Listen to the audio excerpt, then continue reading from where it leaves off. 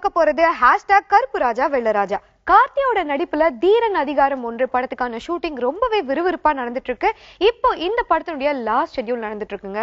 Once இந்த படத்தோட shooting முடிஞ்ச உடனேயே கார்த்தி அடுத்ததா பிரபுதேவாவோட டைரக்ஷன்ல உருவாக இருக்கிற கருப்புராஜா வெள்ளராஜா படத்தை நடிக்க ஆரம்பிச்சிடுவாராம். இந்த படத்துல கார்த்தி மட்டும் ஹீரோ கிடையாது, இன்னொரு ஹீரோவும் இருக்காரு. அவர் யாருன்னு பாத்தீங்கன்னா ஆக்டர் விஷால். சோ இந்த படத்தை பத்தி இப்ப வந்திருக்கிற நியூஸ் என்ன அப்படின்னு பாத்தீங்கன்னா, பிரபுதேவா மாஸ்டர் இந்த படத்தை எவ்வளவு ஃபாஸ்டா முடிக்கணுமோ அவ்வளவு ஃபாஸ்டா முடிப்பாரு அப்படின்னு சொல்லப்படுது. சோ அவர் பிளான் பண்ண மாதிரி இந்த திரைப்படத்துக்கான ஷூட்டிங் ஃபாஸ்டா முடிஞ்சிருச்சுன்னா கருப்புராஜா வெள்ளராஜா படம் இந்த வருஷத்தோட எண்ட்ல ரிலீஸ் ஆகும் அப்படின்னு சொல்லப்படுது. இந்த 2 படங்கள் மட்டும் இல்லாம இந்த வருஷம் கார்த்தி இன்னொரு படத்தையும் நடிக்க போறாரு.